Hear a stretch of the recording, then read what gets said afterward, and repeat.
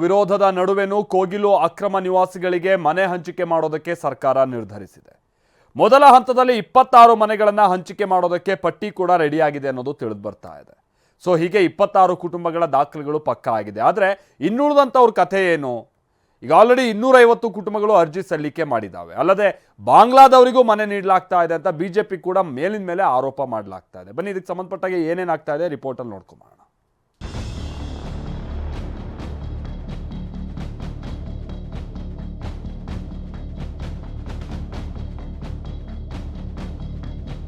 ಕೋಗಿಲು ಅಕ್ರಮವಾಸಿಗಳಿಗೆ ಮನೆ ಭಾಗ್ಯ. ಮೊದಲ ಹಂತದಲ್ಲಿ 26 ಮನೆ ಹಂಚಿಕೆಗೆ ಸಿದ್ಧತೆ. ಕೋಗಿಲು ಅಕ್ರಮವಾಸಿಗಳಿಗೆ ಮನೆ ಭಾಗ್ಯ ಸಿಗುವ ಕಾಲ ಸನ್ನಿಹಿತವಾಗ್ತಾ ಇದೆ. ಬಿಜೆಪಿ ನಾಯಕರ ವಿರೋಧದ ನಡುವೆಯೂ ಸರ್ಕಾರ ಅಕ್ರಮವಾಸಿಗಳಿಗೆ ಮನೆ ಹಂಚಲು ನಿರ್ಧರಿಸಿದೆ. 26 ಮನೆಗಳ ಹಂಚಿಕೆಯಾಗುವ ಸಾಧ್ಯತೆಯೂ ಇದೆ. ಈ ಬಗ್ಗೆ ಸುಳಿವು ನೀಡಿರುವ ವಸತಿ ಸಚಿವ ಜಮೀರ್ ಅಹಮದ್ 26 ಮನೆಗಳನ್ನ ಕೊಡಬಹುದು, ಉಳಿದ ಅರ್ಜಿಗಳ ಪರಿಶೀಲನೆ ಆಗ್ತಾ ಇದೆ ಎಂದಿದ್ದಾರೆ. ಹಾಗೇನೇ ಅರ್ಜಿ ಹಾಕಿದ ಎಲ್ರಿಗೂ ಕೊಡಲ್ಲ, ಹೊರಗಿನವರಿಗಂತೂ ಮನೆ ಕೊಡೋದಿಲ್ಲ ಅಂತ ಸ್ಪಷ್ಟವಾಗಿ ಹೇಳಿದ್ದಾರೆ. ಇಲ್ಲ, ಈಗ ಡಾಕ್ಯುಮೆಂಟ್ಸ್ ಏನೋ ವೆರಿಫಿಕೇಶನ್ ಆಗಿದೆಯಂತೆ. ನಿನ್ನೆ ಕೃಷ್ಣ ಬೈರೇಗೌಡರು ಫೋನ್ ಮಾಡಿದ್ರು, ಈ ಥರ ಡಾಕ್ಯುಮೆಂಟ್ ವೆರಿಫಿಕೇಶನ್ 26 ಜನಗೇನೋ ಆಗಿದೆ ಅಂತ. ಏನೋ 26 ಜನಕ್ಕೆ ಇವತ್ತೇನೋ ಮನೆ ಕೊಡ್ಬೋದು, 26 ಜನಕ್ಕೆ. ಏನಕ್ಕಂದರೆ ಡಾಕ್ಯುಮೆಂಟ್ ವೆರಿಫಿಕೇಶನ್ ಆಗಿ ಈಗ ಎಲ್ಲರದು ಡಾಕ್ಯುಮೆಂಟ್ ವೆರಿಫಿಕೇಶನ್ ನಡೀತಾ ಇದೆ. ಎಲ್ಲರಿಗೂ ಗೊತ್ತಿರೋದೇ ವಿಚಾರ. ಟೋಟಲ್ 261 ಮನೆಯಲ್ಲಿ 161 ಮನೆಗಳು ಡೆಮಾಲಿಷ್ ಆಗಿದೆ. ಅಪ್ಲಿಕೇಶನ್ಗಳು ಜಾಸ್ತಿ ಬಂದಿದೆ. ಅಪ್ಲಿಕೇಶನ್ ಹಾಕೋರಿಗೆಲ್ಲ ಮನೆ ಕೊಡೋಕ್ಕಾಗಲ್ಲ. ಯಾರು ಡೆಮಾಲಿಷ್ ಮಾಡಿದ್ದಾರೆ ಅವ್ರಿಗೆ ಕನ್ಸಿಡರ್ ಮಾಡಬೇಕಂತ ತೀರ್ಮಾನ ಮಾಡಿದ್ದಾರೆ ಮನೆ ಮುಖ್ಯಮಂತ್ರಿಗಳು. ಅವ್ರು ಡಾಕ್ಯುಮೆಂಟ್ ವೆರಿಫಿಕೇಷನ್ ಮಾಡ್ತಾರೆ. ಅವ್ರು ಲೋಕಲ್ ಆಗಿರಬೇಕು, ನಮ್ಮ ಕರ್ನಾಟಕದವ್ರು ಇರಬೇಕು.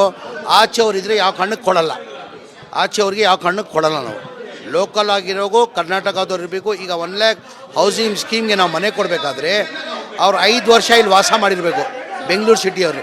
ಅಂಥವ್ರನ್ನೇ ನಾವು ಕೊಡೋಕ್ಕಾಗೋದು. ಹಾಗಾದ್ರೆ 26 ಮನೆಗಳನ್ನ ಕೊಡಲು ಸರ್ಕಾರ ಪಾಲನೆ ಮಾಡಿರುವ ಮಾನದಂಡ ಏನು ಅಂತ ನೋಡೋದಾದ್ರೆ, ಕರ್ನಾಟಕದ ಬೇರೆ ಭಾಗದಿಂದ ಬಂದು ಬೆಂಗಳೂರಿನಲ್ಲಿ ನೆಲೆಸಿದ್ದವರ ಪಟ್ಟಿ ರೆಡಿಯಾಗಿದೆ. ಕೋಗಿಲು ಲೇಔಟ್ನಲ್ಲಿ 5 ವರ್ಷ ವಾಸವಿದ್ದವರಿಗೆ ಮನೆ ಹಂಚಲಾಗ್ತಾ ಇದೆ. ಹಾಗೆಯೇ ಮಾತೃಭಾಷೆ ಬೇರೆಯಾಗಿದ್ರೂ ಕರ್ನಾಟಕದವರಾಗಿರಬೇಕು ಎಂಬ ಮಾನದಂಡ ಅನುಸರಿಸಲಾಗಿದೆ. ಒಂದೇ ಕುಟುಂಬ ಒಂದಕ್ಕಿಂತ ಹೆಚ್ಚಿನ ಅರ್ಜಿ ಹಾಕಿದರೆ ರೇಷನ್ ಕಾರ್ಡ್ ಪರಿಗಣಿಸಲಾಗಿದೆ. ಹಾಗೆಯೇ ವೋಟರ್ ಐಡಿ, ಮಕ್ಕಳ ಶಾಲಾ ದಾಖಲಾತಿ ಪತ್ರವನ್ನು ದಾಖಲೆಗಳಿಗೆ ಆದ್ಯತೆ ಕೊಟ್ಟು ಪರಿಶೀಲನೆ ನಡೆಸಲಾಗಿದೆ. ಹೀಗಾಗಿ ವಸತಿ ಸಚಿವ ಜಮೀರ್ ಅಹಮದ್ ಹೊರಗಿನವರಿಗೆ ಮನೆ ಕೊಡಲ್ಲ ಅಂತ ಸ್ಪಷ್ಟವಾಗಿ ಹೇಳಿದ್ದಾರೆ. ಆದರೆ ಬಿಜೆಪಿ ನಾಯಕರು ಮಾತ್ರ ಬಾಂಗ್ಲಾದವರಿಗೆ ಮನೆ ಕೊಡ್ತಿದ್ದಾರೆ ಅಂತ ಆರೋಪಿಸಿದ್ದಾರೆ. ಕೋಗಿಲು ನಿರಾಶ್ರಿತರ ಲಿಸ್ಟ್ ರಿಲೀಸ್ ಮಾಡಿದ ಸರ್ಕಾರ ಬಾಂಗ್ಲಾದವರಿದ್ದಾರೆ ಎಂಬ ಬಿಜೆಪಿ ಆರೋಪಕ್ಕೆ ತಿರುಗೇಟು. ಕೋಗಿಲು ಲೇಔಟ್ನಲ್ಲಿ ಸರ್ವೆ ನಡೆಸಿ ದಾಖಲೆಗಳನ್ನು ಪರಿಶೀಲನೆ ಮಾಡಿರುವ ಅಧಿಕಾರಿಗಳು ಅರ್ಹರ ಪಟ್ಟಿ ಸಿದ್ಧಪಡಿಸಿದ್ದಾರೆ. ಯಾವ್ಯಾವ ಭಾಷೆಯವರು ಎಷ್ಟೆಷ್ಟು ಕುಟುಂಬ ಇದೆ ಅಂತ ಲಿಸ್ಟ್ ತಯಾರಿಸಿದ್ದು ಆ ಪಟ್ಟಿಯನ್ನು ಸರ್ಕಾರ ರಿಲೀಸ್ ಮಾಡಿದೆ. ಸರ್ಕಾರ ರಿಲೀಸ್ ಮಾಡಿರುವ ನಿರಾಶ್ರಿತರ ಪಟ್ಟಿ TV9ಗೆ ಎಕ್ಸ್ಕ್ಲೂಸಿವ್ ಆಗಿ ಲಭ್ಯವಾಗಿದೆ.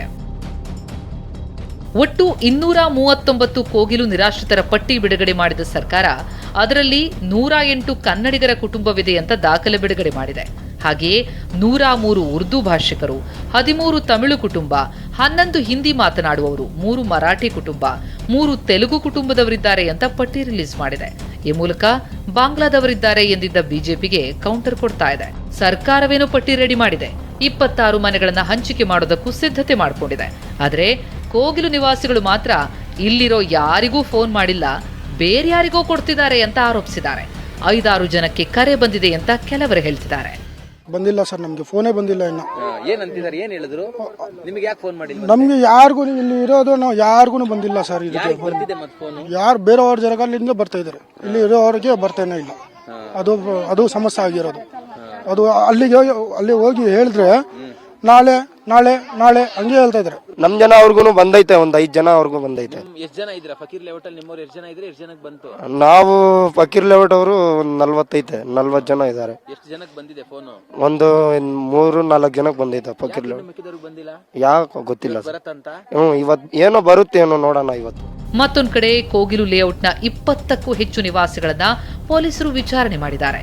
ಯಾವಾಗ ಬಂದಿದ್ರಿ, ಯಾರಿಗೆಷ್ಟು ದುಡ್ಡು ಕೊಟ್ಟಿದ್ರಿ, ಕರೆಂಟ್ ಹೇಗೆ ಬಂತು ಅಂತ ವಿಚಾರಣೆ ನಡೆಸಿ ಮಾಹಿತಿ ಸಂಗ್ರಹಿಸಿದ್ದಾರೆ. ನನ್ನನ್ನು ಕೇಳಿದ್ದು ವಿಚಾರ, ನೀವು ಎಷ್ಟು ವರ್ಷ ಬಂದಿದ್ದು ಅಂತ ಹೇಳಿದಕ್ಕೆ ನಾನು ಇಲ್ಲೇ ಬಂಡಿಯಲ್ಲಿ ಕೆಲಸ ಮಾಡ್ಕೊಂಡಿದ್ದೆ, ನಾನು ಇಲ್ಲೇ ಕಟ್ಕೊಂಡಿದ್ದು ನಿಜ ಸಮಯ ಅಂತ ಹೇಳಿದೆ.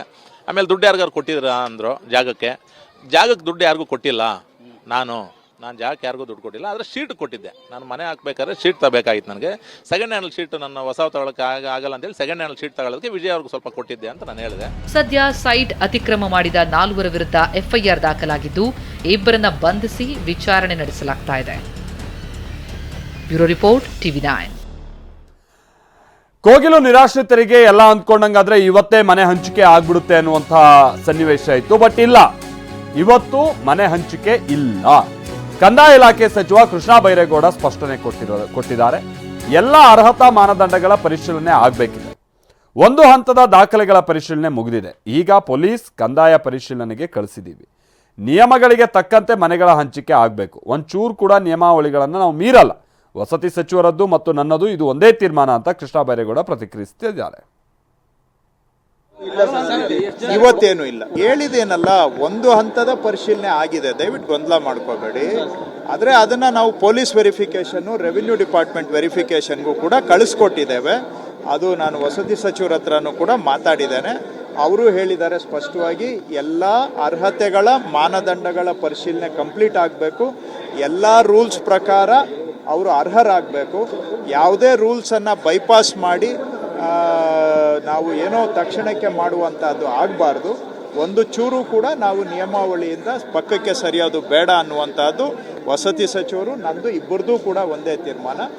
ಪರಿಶೀಲನೆ ಮುಗಿಯುತ್ತೆ ಅಂತ ಭಾವಿಸಿದ್ವಿ, ಆದರೆ ಇನ್ನೂ ಪರಿಶೀಲನೆ ನಡೆದಿದೆ.